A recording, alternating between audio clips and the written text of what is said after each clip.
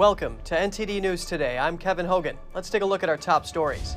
A dark money group tied to Hillary Clinton reportedly pressuring Twitter advertisers while Democrats debate whether Elon Musk's takeover should be investigated. A former Democratic representative made surprising remarks about a border wall between the U.S. and Mexico, and the first illegal immigrant bus from Texas arrived in Philadelphia. A bill advancing same-sex marriage is one step closer to becoming law. Concerns are growing over its threat to religious liberty. That's despite the bill's amendment said to protect First Amendment rights. We bring you some analysis. Chinese Communist regime leader Xi Jinping confronts Canadian Prime Minister Justin Trudeau at the G20 summit. Find out what he said to the Canadian Prime Minister. A top Republican senator reacts to President Biden's meeting with China's Xi Jinping. We'll bring you what he says about the meeting and about the Chinese Communist regime.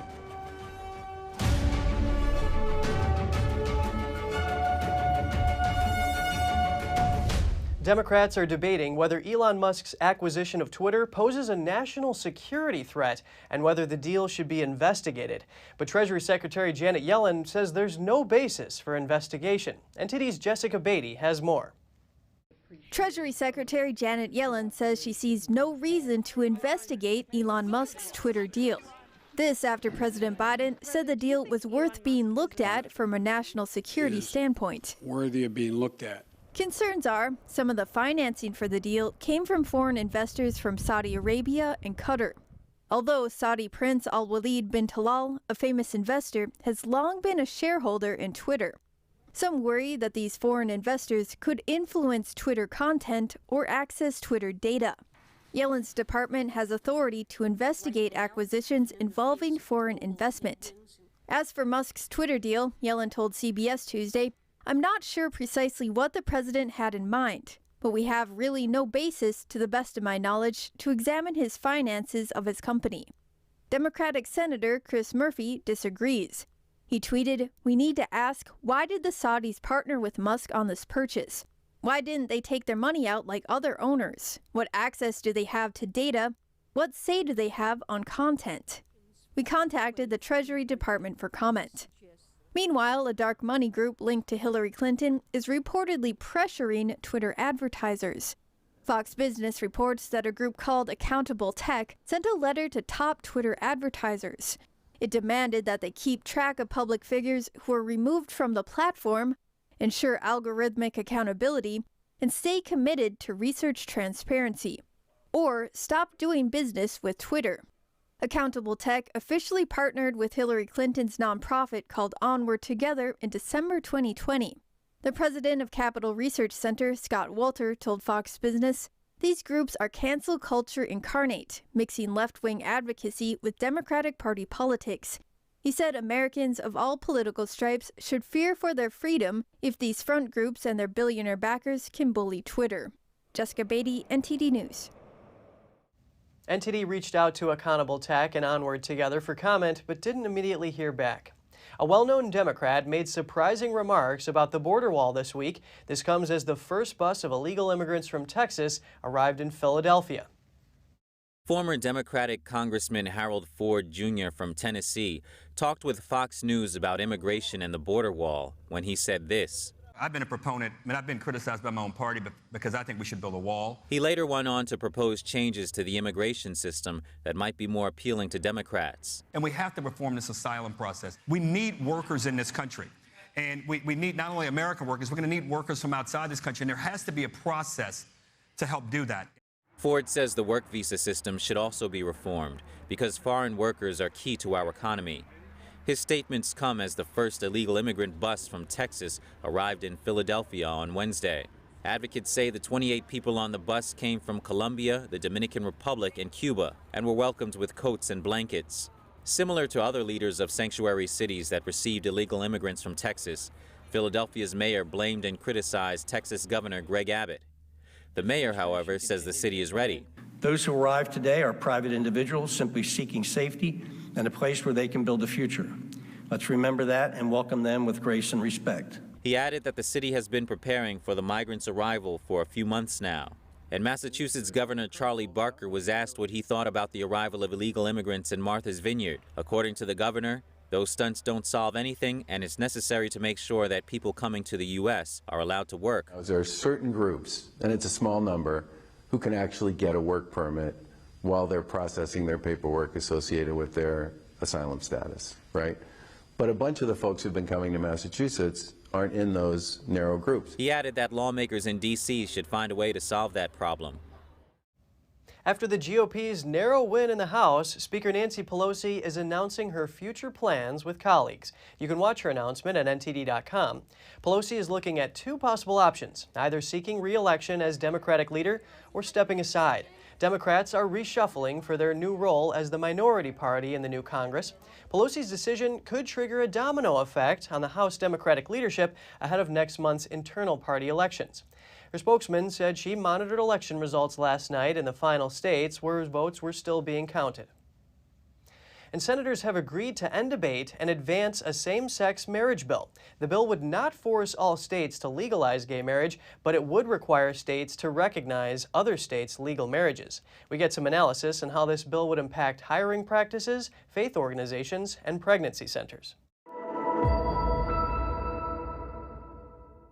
We're joined by Ryan Helfenbein, the Executive Director of the Standing for Freedom Center. It's great to have you on the show today, Ryan.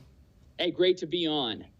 The Senate on Wednesday had a test vote on the bill that would protect same-sex marriage. It got 62 votes in favor, which is enough to break a filibuster. What impact would this bill have on religious liberty?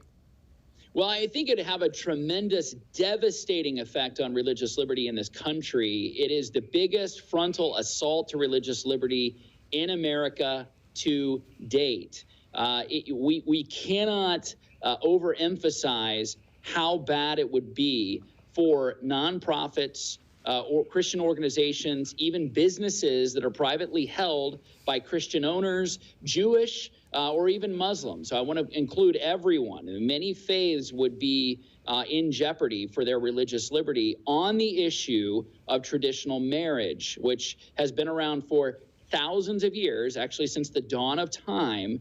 That would all be in jeopardy because of the quote-unquote Respect for Marriage Act in this country. So Ryan, if this bill does get traction here, what is something that we can expect in terms of the hiring practices for these Christian organizations or businesses like you're mentioning? Well, first of all, they would have to acknowledge the codification of same-sex marriage. But think about a nonprofit, a Christian organization like a K-12 school, like an adoption agency, or even a crisis pregnancy center that you would think, well, how would that be somebody that would be targeted? Many crisis pregnancy centers, by the way, outnumbering abortion clinics in this country 3-to-1, would actually be open to litigation and civil action suits in order to shut them down simply because they do not want to acknowledge same-sex marriage. I call it, as a Christian, same-sex mirage. It's not actually the traditional definition of marriage, which has been instituted by God, one man and one woman. But if you're an adoption agency, consider this, the fact that a same-sex couple could go to a Christian adoption agency and compel them by this act to basically, foster a child for adoption to a same-sex couple, compelling them against their will and what they believe would be a happy, healthy, and safe environment for a child. So it has widespread, sweeping implications that will result in a lot of litigation across the country. So Ryan, you touched on adoption centers, crisis pregnancy centers. For example, I want to talk about the amendment that's being proposed in this bill here. Senator Tom Tillis, a Republican of North Carolina, talked about the amendment protecting religious freedoms in the bill. He said it protects Americans' First Amendment rights. Can you explain this amendment for us and how it would have any impact? What they're trying to say is First Amendment rights in terms of freedom of worship and how it would apply to regular Christian organizations like churches. The problem, though, is Hobby Lobby, for example. Chick-fil-A is another example. These are long-standing corporations that are privately held by Christian owners. They would be compelled as a business in order to adopt this practice and this standard against their own will. So that is where I'm where the rubber meets the road. Churches might be exempt in the interim or in the short run period from not having to perform a same-sex wedding, but the issue comes down to small mom and pop businesses, Main Street USA. I think of Master Cake Bake Shop in Colorado and others like it. They would absolutely be mowed down, completely steamrolled by this.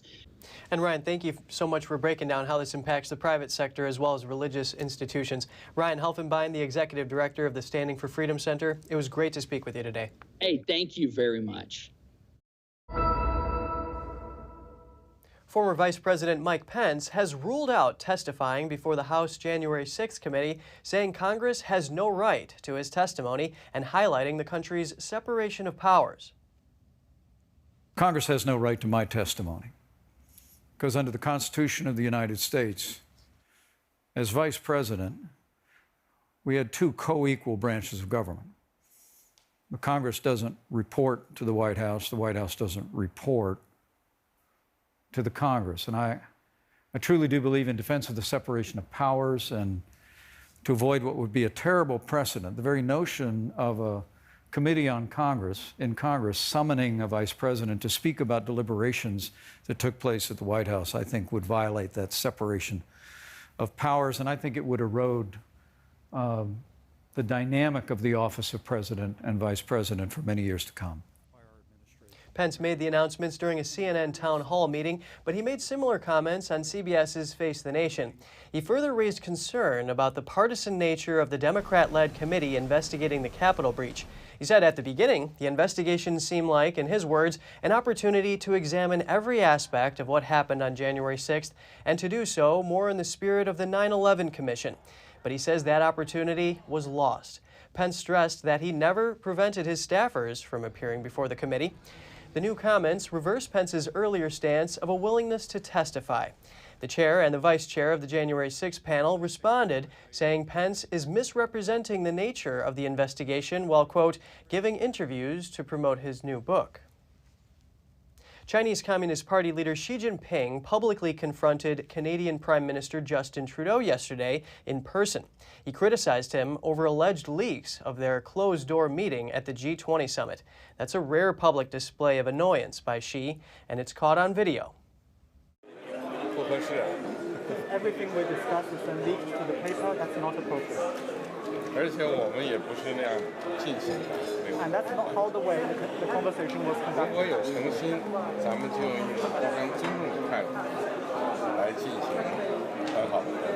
If there is sincerity on your part, free and open and frank dialogue, and that is what we will continue to have. We will continue to look to work constructively together, but there will be things we will disagree on, and we will have to. Let's create the conditions first.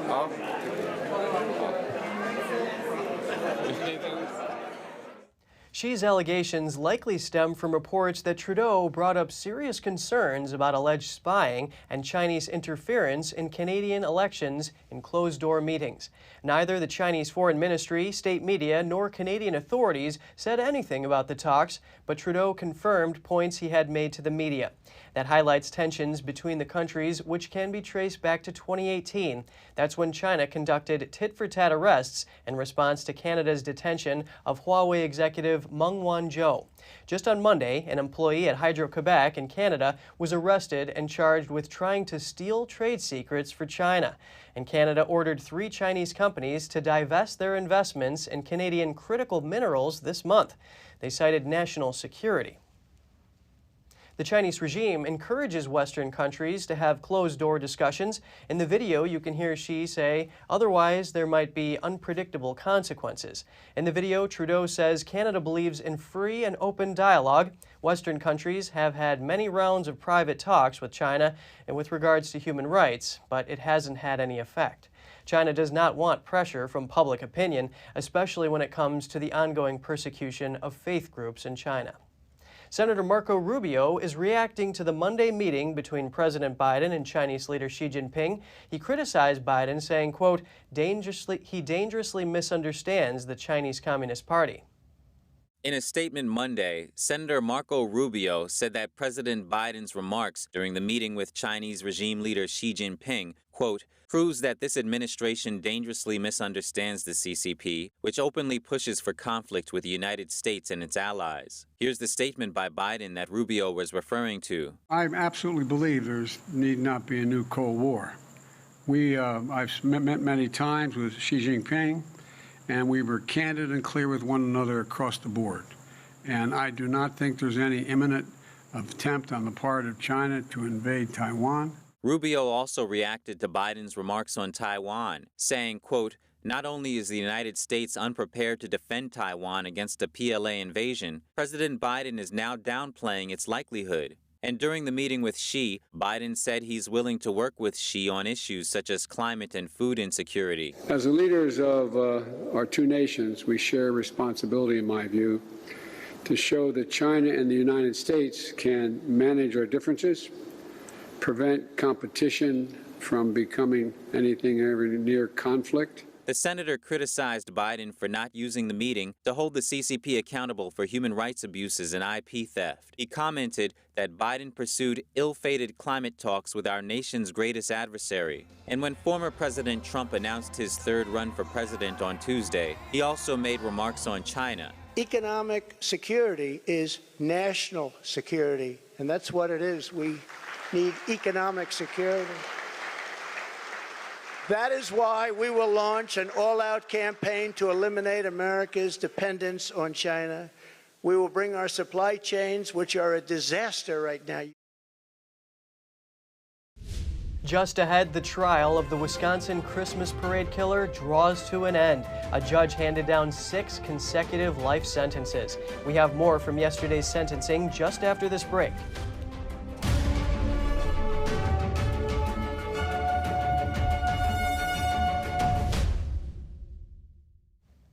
A city council member from Lumpkin, Georgia, has been charged with impersonating a police officer and more. Nikita C. is accused of conducting an unlawful traffic stop involving 3 victims on September 30th, and on October 28th, C. was also charged with false imprisonment, stalking, and violation of oath by a public officer related to the same incident. C. bonded out of jail soon after his arrest. No other details about what happened are known at this time. The trial of the Wisconsin Christmas parade killer is drawing to an end. A Waukesha County judge handed down 6 consecutive life prison terms yesterday, 1 for each victim killed. This court is imposing a life sentence. Gallery observers applauded that announcement, and the judge added over 1,000 years for reckless endangerment counts. Wisconsin does not have the death penalty. He will not be eligible for parole. During the sentencing, the convicted killer, Dale Brooks, spoke for over 2 hours, mostly about his mental health. He apologized to victims' families for the first time, but the judge denied his claims of mental illness. She said the 4 psychologists who evaluated Brooks gave him a diagnosis of antisocial personality disorder, but not a mental illness. Here's what the judge said yesterday. Frankly, Mr. Brooks, no one is safe from you. This community can only be safe if you are behind bars for the rest of your life. We may never know the true why, but we were provided with nothing here today other than a feeble attempt to blame mental health, which frankly does a disservice to those who truly suffer from mental health issues. It's hard not to think about what I watched and not have this reaction. 40-year-old Brooks drove his SUV through a Christmas parade in Waukesha, Wisconsin last year. He was found guilty by a jury last month on 76 counts related to the attack. He was convicted on 6 counts of first-degree intentional homicide. One of the victims was an 8-year-old boy. Multiple people were injured. Brooks has a criminal record and was out on bail at the time of the attack. The Milwaukee District Attorney's Office says he should have been in jail at that time and that his $1,000 bond was inappropriately low.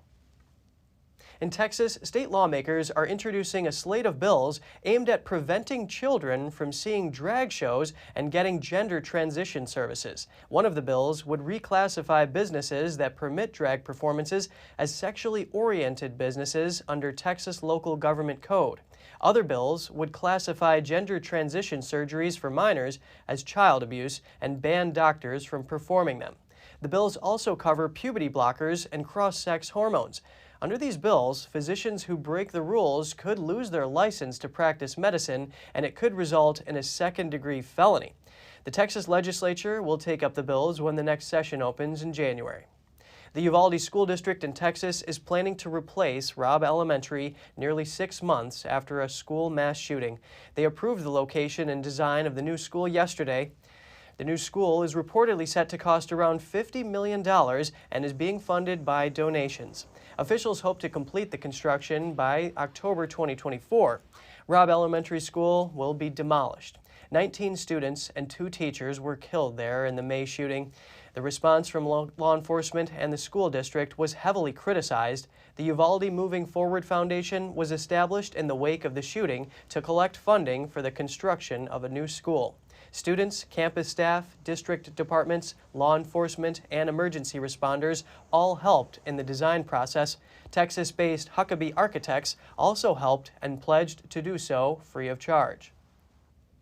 The U.S. Food and Drug Administration is developing a new plan to prevent outbreaks of Cronobacter bacteria in instant baby formula. In a statement, the agency said it would review and update the current guidance and rules about how the formula is made in a program called Infant Formula Compliance Program, and it could establish a dedicated group of inspectors as well as increase regulatory oversight. Cronobacter is a germ that can live in very dry places, including in dry foods like powdered infant formula, powdered milk, herbal teas, and starches. While Cronobacter infections are rare, they can be deadly in infants. The FDA's plan comes after 4 babies were hospitalized after consuming powdered infant formula. The bacterial infection may have contributed to 2 deaths. The FDA is warning companies against selling illegal e-cigarettes that look like toys, food, and cartoon characters. 5 firms received a warning for the unauthorized marketing of 15 different products. The products feature youth-appealing characters from TV shows, movies, and video games. They are designed to look like glow sticks, Game Boy devices, and walkie-talkies. Some even imitate foods like popsicles. The FDA says if the companies don't correct the violations, there could be additional actions such as an injunction, seizure, and financial penalties. New Yorkers may have to pay more for their trips in the coming year. The city's cab fares are set to increase by nearly 23% by year-end. The decision was passed unanimously this week by the NYC Taxi and Limousine Commission. This marks the first hike in the city's taxi fares in a decade. On top of that, the base rate for cabs is likely to increase from $2.50 to $3. Surcharges during peak periods will increase by over $1. That means under these rises, cab fares from John F. Kennedy International Airport will soar from $52 to $70, while cabs from LaGuardia Airport will include a $5 surcharge. Reasons for the increase range from higher gas prices to inflation and higher driver expenses. The Commission hopes the higher prices will incentivize drivers so the supply of taxis can meet riders' demand. Estimates suggest that total driver revenue may increase by 33% as fares go up. Airline Frontier is now offering a more affordable way to travel as often as you'd like. It's an annual all-you-can-fly pass called Go Wild. The pass is available for unlimited flights starting in May. It only costs $600 right now, but the pass will cost $2,000 regularly. It automatically renews, but pass holders can cancel at any time. It's good for any destination in the U.S. and Puerto Rico.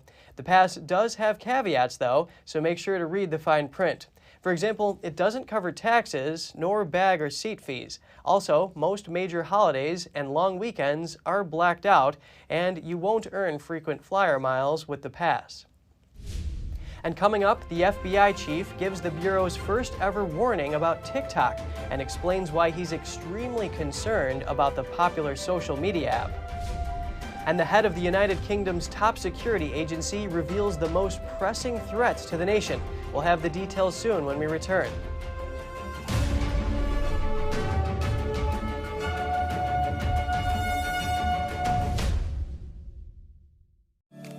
Welcome to RenBiz.com, the education and career program where parents rule. We replace public schools and universities. We are for ages 6 to 100. Never any big student loans with us. You graduate with a traditional diploma, a university degree, and your own family business. Adults returning to obtain better careers. Parents looking for better academic and career opportunities for their kids. At Business Occasion, you spend 50% of your time on traditional education and 50% on business education, including setting up your own family business. Learning is in your small, in-person pods of 6 to 10 students. At Renaissance Business Occasion, aka RenBiz.com, graduation means you have a degree and your own family business. Like education always should have been, a transition to getting a career.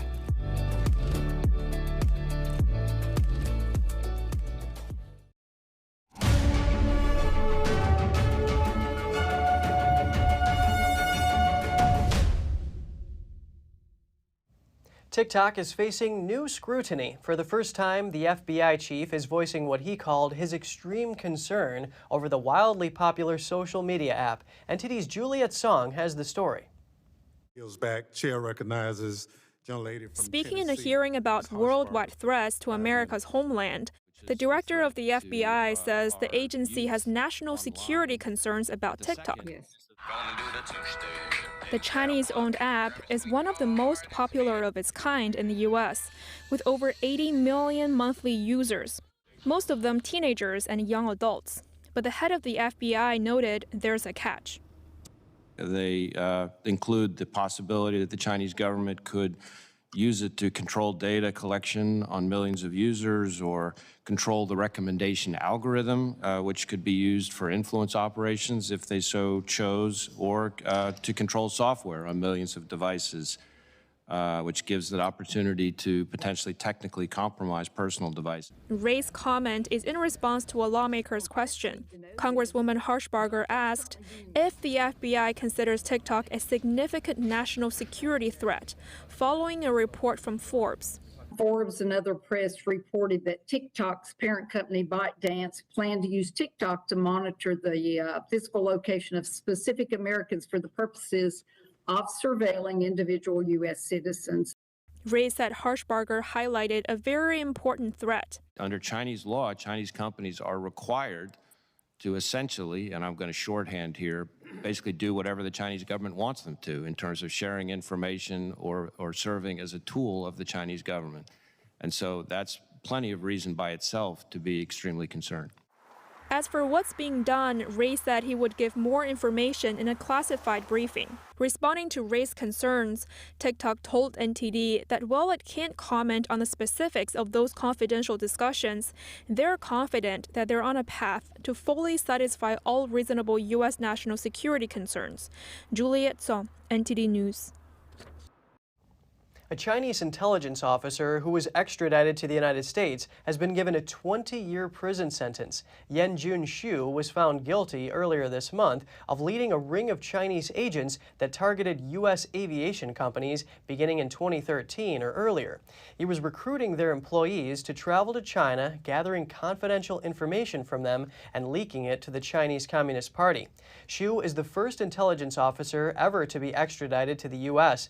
He has been a state agent since 2003, having risen to the rank of Deputy Division Director at the Chinese Ministry of State Security. Shu pleaded not guilty at the trial, which took 3 weeks to conclude. Chinese influence operations and Russian aggression. These are concerns expressed by Britain's head of security, but he points to something else as the greatest security threat to the UK. Here's more. The head of the UK Security Service, Ken McCallum, issued warnings about the activities by Russia and China in his annual update on the threat to Britain on Wednesday. The MI5 boss warned of the very real threats posed by hostile states in an interview after the speech. Alongside all the counter-terrorist work MI5 is doing, we're seeing sharper threats from states up to and including threats to life in the UK from Iran, the source of Russian aggression that we are all familiar with, and the subtler but stronger pressure gradually being applied by the Chinese Communist Party. The spy chief said Chinese authorities are trying to recruit elite Britons to work for them and to influence MPs and those in public life. So we see, including online in particular, we see many instances all the time of masked approaches to people, whether they are politicians or researchers in our universities or chief executives in our corporations or people running startups. We see a huge volume of online obfuscated approaches to seek to just begin to build relationships. As for the threats from Russia, McCallum drew on a football analogy to hammer home his concerns. He said Russia thinks nothing of throwing an elbow in the face and routinely cheats to get its way. In Europe, we've seen the expulsion of more than 600 Russian officials. Over 400 of those people we judge are spies, and the removal of such a large number of patiently trained Russian intelligence officers will take the Russian intelligence services, I hope, some years to recover from. But we should not be complacent. McCallum said while rising state threats are a huge challenge, terrorism is still the major concern for the UK. He said the so-called lone wolf terrorists were hard to detect and disrupt. He said terrorism inspired by Islamist ideology still accounts for about 3/4 of MI5's terrorist caseload. If you have any news tips or feedback for the show, don't hesitate to email us at news.today@ntd.com. And just ahead, authorities say air defenses in Ukraine are responsible for the missile that struck in Poland. Ukraine has demanded access to the scene of the blast and may now get it. And 3 Russians and 1 Ukrainian are on trial for hitting a passenger plane with a missile in 2014. A panel of Dutch judges is due to deliver their verdicts today. More shortly here on NTD News.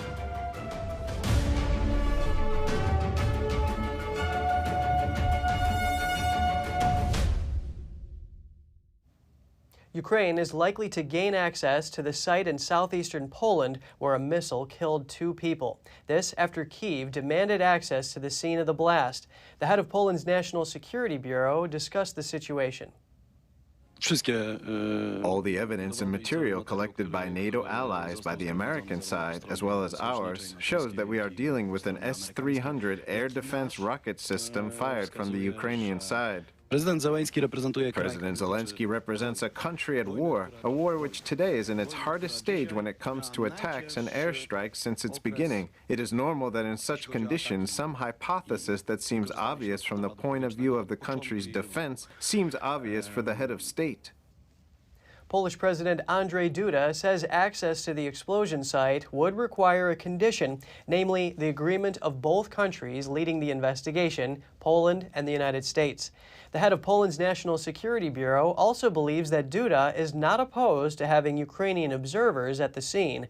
Warsaw says the explosion was most likely caused by a Ukrainian air defense missile that went astray, something Kyiv denies. The Polish Prime Minister says it's possible that the incident was a result of a provocation from the Russian side. Ukraine will still be able to export grain from its ports in the Black Sea. The Black Sea grain deal was set to expire. Agreement has been reached to extend the Black Sea grains deal. The news came early Thursday. Originally agreed in July, the pact creates a sea corridor for the export of grains from 3 ports in Ukraine. It's allowed some 11.1 million tons of grain to be shipped, alleviating global food shortages. Kyiv says it will now run for another 120 days. UN Secretary-General Antonio Guterres hailed the move to extend the agreement. He said the UN was also committed to removing obstacles to Russian exports of grains and fertilizers. That's a part of the deal that Moscow sees as critical. Such exports aren't officially affected by Western sanctions, but Russia complains they have been made difficult in practice. A Reuters source says negotiations continue over the country's exports of ammonia, a key ingredient in fertilizers. A UN official said solving the fertilizer crunch should be next on the to-do list. Grain prices fell following news of the extension. Wheat futures dropped over 2.5%, with corn also down. An oil tanker associated with an Israeli billionaire has been struck by a bomb-carrying drone amid heightened tensions with Iran. A Mideast-based defense official said the attack on the Pacific Zircon happened Tuesday night off the coast of Oman. A British military organization in the region told the Associated Press they are aware of the incident and that it's being investigated. The Pacific Zircon is operated by Singapore-based Eastern Pacific Shipping, which is a company ultimately owned by Israeli billionaire Aiden Alfer. In a statement, Eastern Pacific Shipping said the Pacific Zircon had been hit by a projectile about 150 miles off the coast of Oman. And a panel of Dutch judges just delivered the verdicts in the case of the plane that was shot down above Ukraine in 2014. NTD's Andrew Thomas has more on the potential outcome of the trial. Malaysia Airlines flight MH17 contained 298 people from 16 different countries. All were killed when a missile hit it in July of 2014. Locals from nearby villages still remember the tragedy. I saw something burning and thought, what could it be? But then the woman said that a plane crashed. I thought a Ukrainian military one was shot down. That was my thought. But then I saw people lying everywhere and thought probably it was a military transport. Bodies were lying at almost every house. People were lying here and over there in the valley. And the cockpit was here, the forepart, and even the pilots were sitting there in their chairs. The 4 suspects have not been arrested and are being tried in absentia. So even if they're convicted, they're unlikely to serve any sentence. According to Dutch prosecutors, the 3 Russians and a Ukrainian worked closely together to procure the missile, but they aren't accused of actually firing it. It was allegedly fired from a field in rebel-held territory. At the time, pro-Russian separatists were battling Ukrainian forces in the region.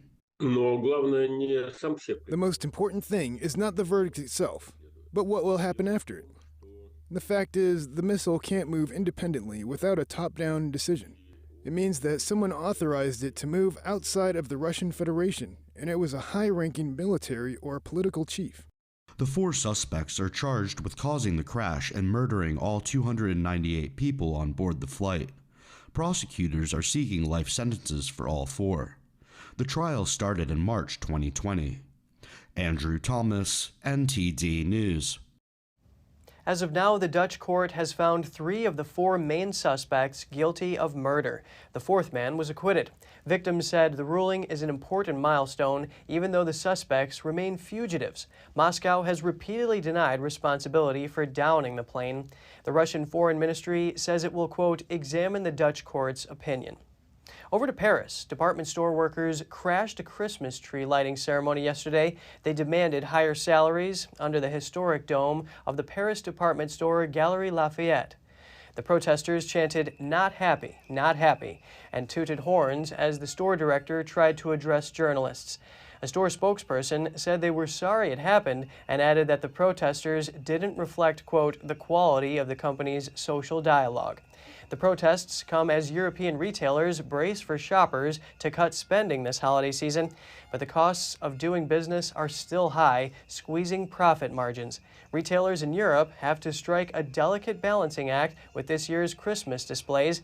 They are striving to create enough festive sparkle while also cutting back due to the energy crisis.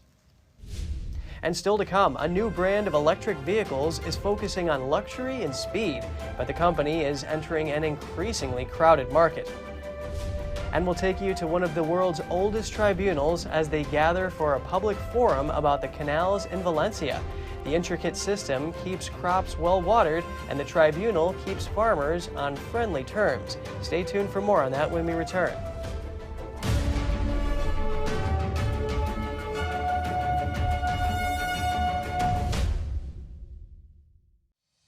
We're entering an unprecedented period of economic turmoil. The economy is unstable, our government is in shambles, and the global war on energy has created a domestic crisis. Americans need a way to protect their financial future.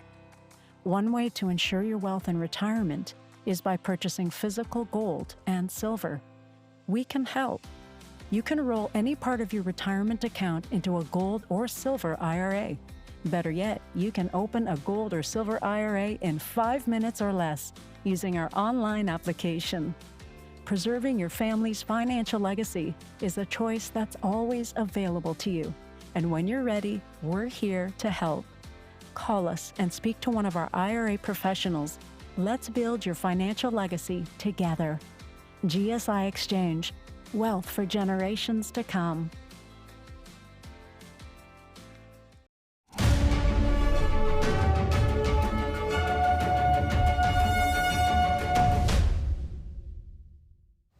Welcome back. A new EV startup is entering an already crowded market, but this one may have an edge. A former oil trader hired an ex-Lamborghini designer for luxury and speed.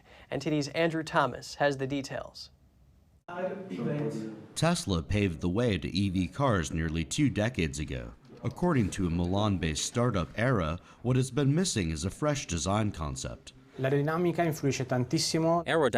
have a huge influence on the vehicle in terms of handling, safety, comfort, silence, and overall in terms of sustainability. Because the car being more efficient consumes less, achieving a longer range using less energy. The company is entering an increasingly crowded market. Era plans to launch its first vehicles in mid-2025. It's what we call the monobody design. So there is kind of a single line that is connecting front and rear. And that's very interesting because I was saying exactly the same for a supercar that I designed in the past. This is not a supercar, but it's keeping this flavor of very, very extreme concept. The cars come with a hefty price tag, $160,000 to $180,000. They are expected to roll out first in the United States and key European markets before expanding to China. The European Union is banning sales of new fossil fuel-burning cars by 2035. Following the announcement, sales of battery-powered cars are going strong. The European Automotive Manufacturers Association reports that's the fuel type that grew the most in the third quarter. It accounts for 12% of the European market. The U.S. market share is slimmer, at around 6%. We think electric vehicles today are too tied to the internal combustion engine tradition of design, of engineering, and we are doing a step change. We believe the shapes that we're introducing maximize the usage of electric platforms that nobody else is doing at the moment. As interest grows, dozens of new startups are entering a crowded market alongside pioneer Tesla and traditional car makers. Andrew Thomas, NTD News. An intricate system of canals irrigates the farmland around Valencia in Spain. They're looked after by the oldest institution of justice in Europe. NTD's Andrew Thomas has the details. Every Thursday at noon, locals and tourists gather outside the Cathedral of Valencia. When the bell tolls, one of the world's oldest tribunals holds a public forum. They listen to complaints and decide on disputes between farmers. The organization dates back to the time when the Moors occupied most of the Iberian Peninsula.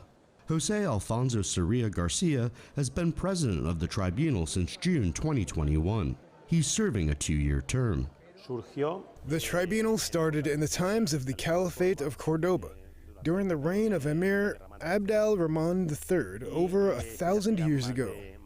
Maybe it wasn't a tribunal as we know it today, but it was a tribunal where they talked about the problems the irrigation canal owners had and judged over them.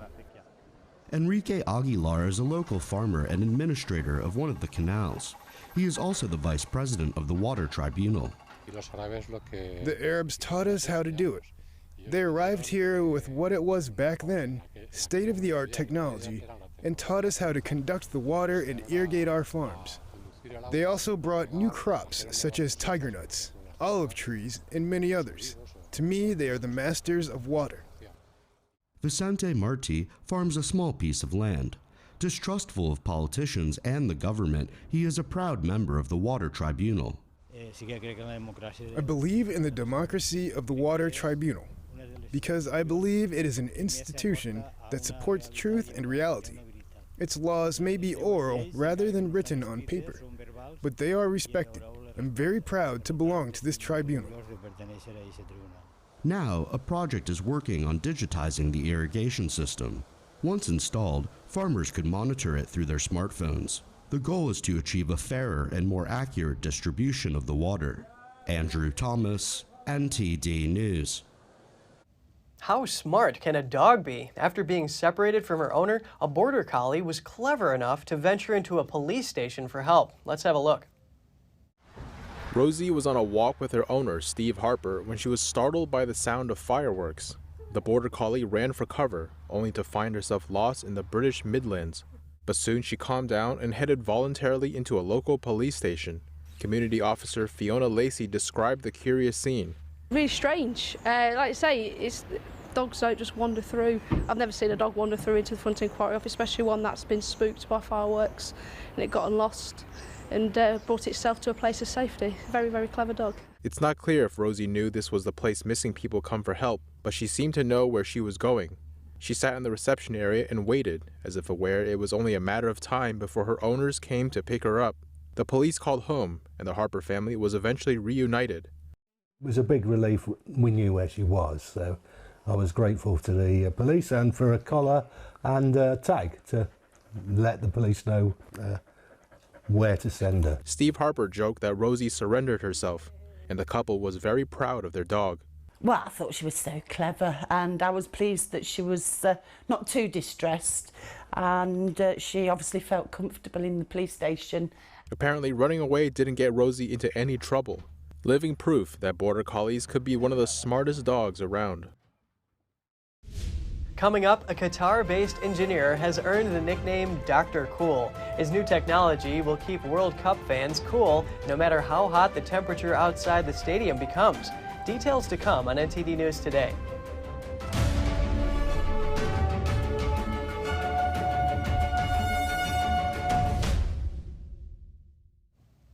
The Bonneville Salt Flats is the perfect surface for daredevil speed racers, but the layer of salt is deteriorating. NTD's Andrew Thomas has the details on this natural wonder. Racers use the Bonneville Salt Flats in Utah as a racetrack to set land speed world records. Water remains in some parts, but elsewhere it's dried out. Here, the landscape is flat, except for a layer of salt crystals formed by cycles of flooding and evaporation. Bonneville Salt Flats is one of the most unique things in the world. It's as far as I'm concerned, it's on a caliber with the Arches Park, because it's the only place in the world you can do this. But the fragile landscape has thinned by roughly 1/3 in the last 60 years, making it less reliable for racers. Speed Week events scheduled for this fall were canceled. Our salt flats, at one time, the racetrack was 13 miles long. Now, if we can find 5 miles of good track and 2 miles of shutdown, we're excited.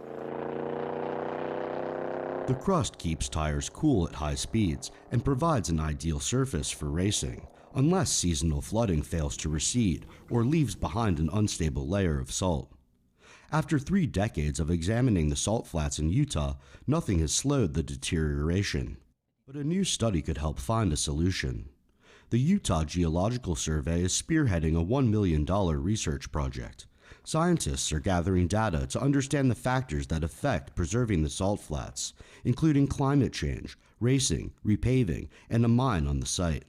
We can try to do some fixes, but it might be trying to put a Band-Aid on like a scar or like a huge wound. Like, we need to understand what's happening so we can make the best recommendations that are going to work in terms of the long term. The causes and solutions are under investigation, but all involved say that the landscape is a jewel worth preserving. Andrew Thomas, NTD News. At the World Cup, the action will continue no matter how hot the temperature gets. An engineer nicknamed Dr. Cool is the mastermind behind new technology to help the stadium stay cool. NTD's Andrew Thomas has the details. Dr. Cool, or Saad Ghani, says the average person gives off roughly the same heat as 2 laptops. Then there's the weather. And at the same time, we are breathing, we are sweating, and we're cooling ourselves by sweat. So we put a lot of moisture in that environment. So I cannot put 40,000 people, which is roughly 80,000 laptops, in a space for 4 hours without giving them a sort of ventilation. The technology uses a combination of insulation and spot cooling. Cooling only takes place where people are located, with the stadium acting as a barrier to hold in a cool bubble. Cooled air comes in through thousands of vents under spectators' seats and large nozzles on the sidelines. Using an air circulation technique, cooled air is then drawn back, recooled, filtered, and pushed out. When we talk about air conditioning, by the way, it's a conditioning of air, not only temperature. So we are purifying that air, recycling that air. So it's not about temperature, it's about humidity, it's about air pollutant control. Ghani also studied decades of meteorological data. We looked at the weather file for Doha for the last 30 years and how the wind, infiltration of wind will interact with the stadium, and where I wanted to put that cold air and form that bubble and keep it there. Ghani says the energy-efficient cooling system can make open-air stadiums usable even in summer, when temperatures soar well over 100 degrees. We're not bound by just winter. We can run these stadiums to a thermally controlled bubble of around, for your viewers to understand it, between 20 to 21 degrees C, no matter what is the temperature outside, higher 40s. That means the bubble is at 68 to 70 degrees Fahrenheit. The 2022 FIFA World Cup runs from November 20th through December 18th. Andrew Thomas, NTD News. Sesame seeds are an ancient medicinal food that has been used for centuries, and researchers are now discovering why. Here's Gina Marie with Strong Mind and Body.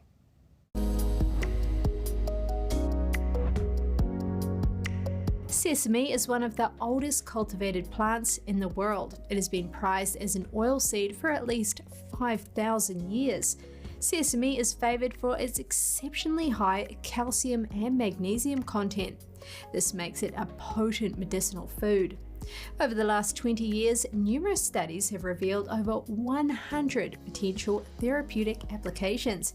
Here are just 5 of them. A study was published in the Clinical Journal of Nutrition. It showed that sesame oil improved the effectiveness of the oral anti-diabetic drug in type 2 diabetic patients. A study was published in the Yale Journal of Biology and Medicine. It showed that sesame seed oil had a beneficial effect in hypertensive patients on either diuretics or beta blockers. Sesame seed oil has been used for oral health for thousands of years in Ayurveda. They use it in a process known as oil pulling. It involves swishing sesame seed oil in the mouth for prolonged durations. It has been said to prevent tooth decay, halitosis, bleeding gums, and dry throat. It also strengthens the teeth, gums, and jaw. A study was published in the Indian Journal of Medical Research. It showed that massaging infants with sesame oil improved both their growth and sleep. Sesame has been studied for its ability to inhibit the proliferation of a wide range of cancer cells, including leukemia, colon cancer, prostate cancer, breast cancer, pancreatic cancer, and lung cancer. Sesame deserves to be recognized along with garlic, honey, and turmeric. It's an easily accessible food medicine that, if consumed regularly, could quite possibly save lives. A new film titled Devotion tells the true story of Jesse L. Brown, the first African-American pilot in the U.S. Navy who flew and fought during the Korean War. Starring Jonathan Majors as Brown, the film is based on the novel Devotion, an epic story of heroism, friendship, and sacrifice by Adam Makos. It explores Brown's friendship with his wingman, Tom Hudner, played by Glenn Powell. Powell, who shot to fame earlier in the year in Top Gun Maverick, is also an executive producer on the film. The incredible part is all the things that I got to learn on Top Gun from Tom Cruise in terms of all the aerial flying. All the technology that it requires to pull something like this off. We got to use all of that knowledge, Tom Cruise, 40 years in filmmaking, and we got to put it into this movie. It's quite rare where you get to a script and you finish it and you go, oh man, this is my hero. You know, so in addition to everything he's done, how he did it became a template, you know, as you said, as a man on how to move forward, you know, how to love more, how to be a better citizen, how to be a better partner, how to be a better father. Brown's family attended the premiere in Westwood. His granddaughter, Jessica Knight Henry, said, quote, "It's amazing. It's timely. It's so needed." Devotion hit cinemas on November 23rd. That's all for today's program. We're really glad to have you with us. Please send us an email if you'd like to tell us something. We're going to put it on screen. For podcasters, that's news.today@ntd.com. I'm Kevin Hogan, NTD News, New York City.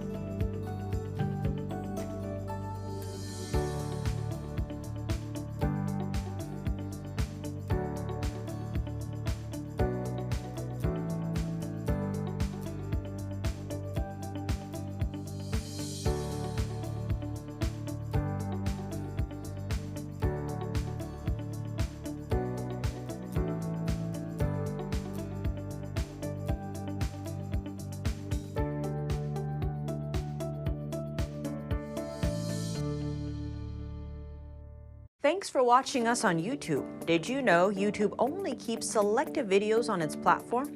So if you want to make sure you get the full picture, just subscribe to our newsletter. Go to newsletter.ntd.com and sign up. It's free.